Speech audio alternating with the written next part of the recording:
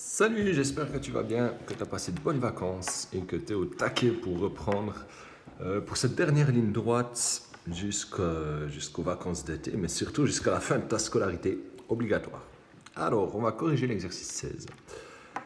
Et donc, j'ai fait un croquis ici et je précise donc que le côté AB est égal au côté AC.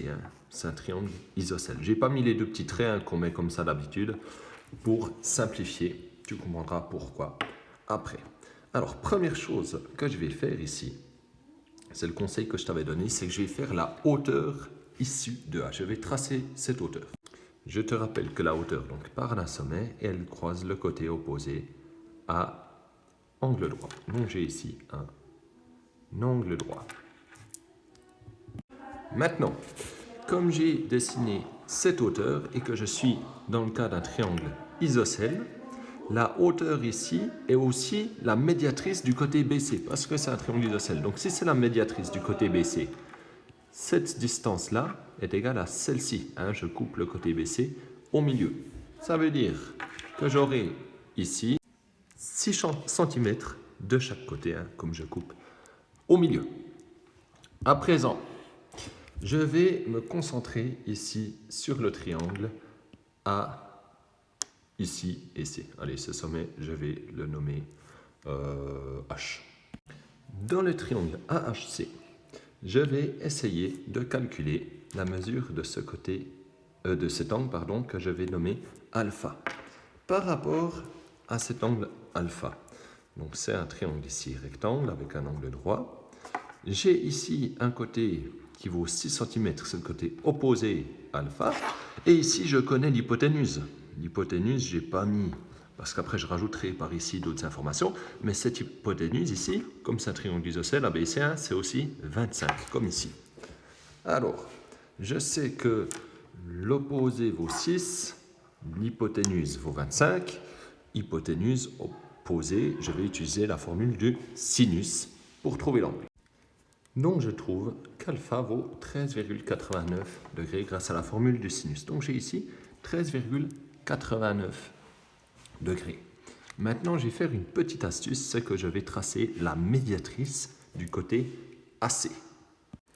Je trace cette médiatrice ici et je vous rappelle qu'une médiatrice coupe donc un côté, ou un segment à angle droit en son milieu, donc ici et ici, j'ai deux côtés qui sont isométriques.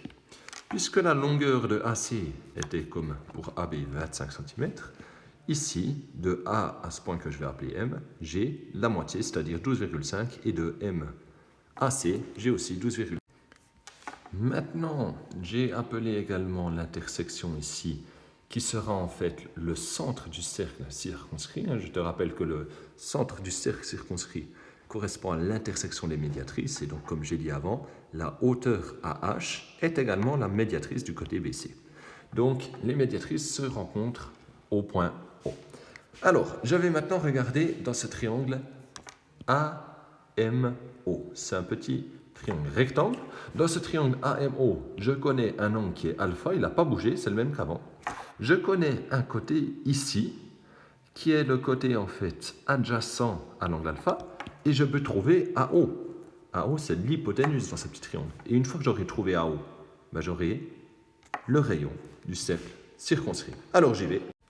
Donc, comme je connais par rapport à l'angle alpha, l'adjacent, je cherche l'hypoténuse, j'utilise la formule du cosinus, je transforme pour isoler l'hypoténuse, et maintenant que j'ai ceci, je peux calculer sa valeur. Donc voilà, en ayant calculé le cosinus de 13,89, en le multipliant par l'adjacent qui est donc de 12,5, je peux retrouver la valeur d'hypoténuse de 12,13 cm. Je n'oublie pas d'indiquer la réponse sous forme d'une phrase et j'indique que le rayon du cercle circonscrit vaut environ 12,13 cm.